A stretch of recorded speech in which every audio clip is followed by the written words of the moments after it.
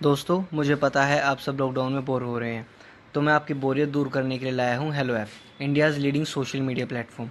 Hello app पे आपको मिलेंगे trending news, funny, educational, cooking, dance और भी बहुत सारे वीडियोस। इसके अलावा latest updates of your favourite celebrities.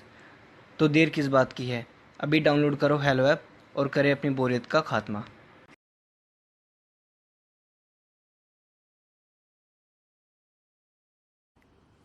Savitri 2 बेटों की माँ थी। उसे इस बात पर बड़ा घमंड था। वो मानती थी कि बेटे घर की शान होते हैं। ये ले सावित्री, मिठाई खा, मेरे यहाँ पोती पैदा हुई है। ये सुनते ही सावित्री मुंह बना के कहती है, अरे तू तो लुट गई, बर्बाद हो गई। तेरे यहाँ लड़की पैदा हो गई। अरे तू ऐसा क्यों कह रही है? मैं तो बहुत खुश हूँ।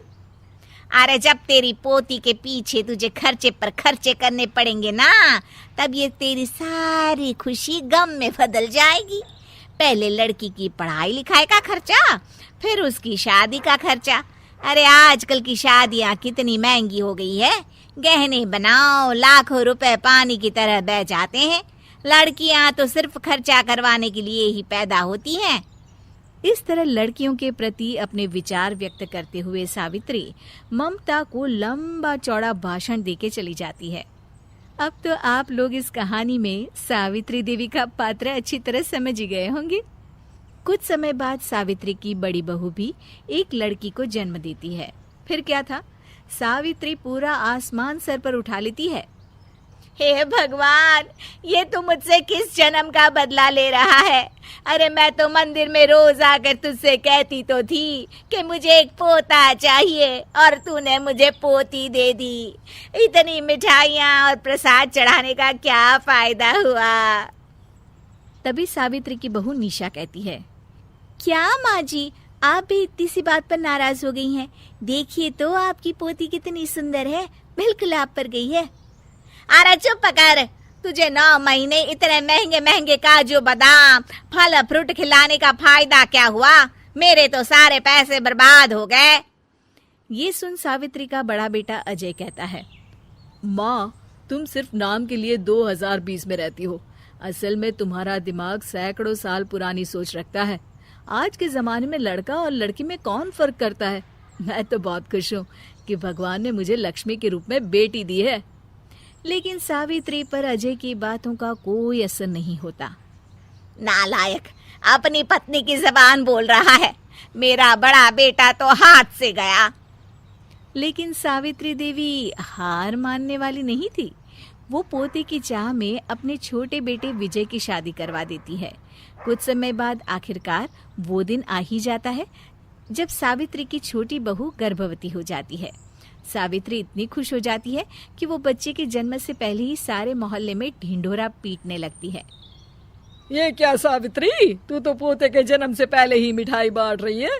पहले पोता पैदा तो होने दे, और फिर क्या पता अगर पोते की जगह पोती पैदा हो गई तो।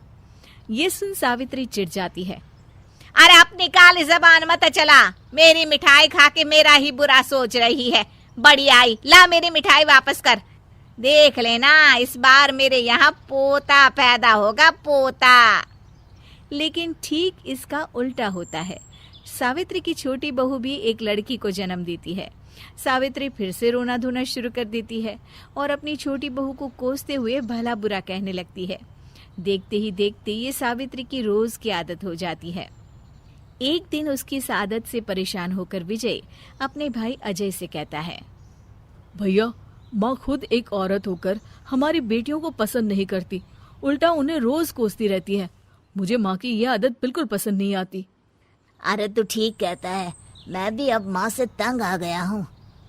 अच्छा, तो अब तुम दोनों इस तरह पीठ पीछे मेरी बुराई भी करने लग गए हो? नहीं माँ, हम चाहते हैं कि घर में शांति बनी रहे। हमें हमारी बेटियाँ बहुत प्यारी है। मैं नहीं चाहता कि वह तुम्हारे ताने सुन सुन कर बड़ी हो, और इसीलिए हम दोनों ये घर छोड़कर चले जाएंगे। हाँ माँ, मैं भैया की बात से सहमत हूँ। जब तुम इस घर में अकेली रहोगी तब तुम्हें अपनों की कीमत का एहसास होगा। अपने दोनों बेटों के मुंह से अपनी माँ के लिए इतने कठोर शब्द सुन सावित्री भावुक और रुआंसी होकर कहती है, क्या सच में तुम दोनों मुझे इस घर में अकेली छोड़कर चले जाओगे? हाँ माँ। हाँ माँ, अब पानी सर के ऊपर जा चुका है। मैं तुम दोनों के बिना नहीं रह सकती। अपनी सास के आंसू देख अजय और विजय की पत्नी अपने पतियों से लड़ पड़ती है। अरे जिसे जाना है वो जाए, मैं माँ जी को छोड़कर कहीं नहीं जाने वाली। भाभी आप ये क्या कह रही हैं? वही जो तुम सुन रहे हो, दीदी बिल्कुल सही कह रही है। हम बेटियों के संस्कार हमें सिखाते हैं कि सास माँ समान नहीं बल्कि माँ ही होती है और उस माँ की जिंदगी भर सेवा की जाती है। बेटे अपना फर्ज भूल सकते हैं लेकिन बेटियां नहीं। आप दोनों शौक से जा सकते हैं। माँ जी, हम दोनों के रहते आपको किसी बात की फिक्र करने की जरूरत नहीं। फिर क्या था, सावित्री के ऊपर छाए बेटों के घमंड के बादल उसकी बेटी स्वरूप बहुओं के तेज के आगे आंसू के रूप में परिवर्तित होकर सावित्री की आंखों से बहने लगते हैं और वो उन दोनों को गले लगा लेती है। मैं जिंदगी भर बेटियों को कोसती रही, लेकिन आज तुम दोनों को देख मुझे समझ आ गया कि बड़े अभागे होते हैं वो लोग जिनके घर बेटियां नहीं होती।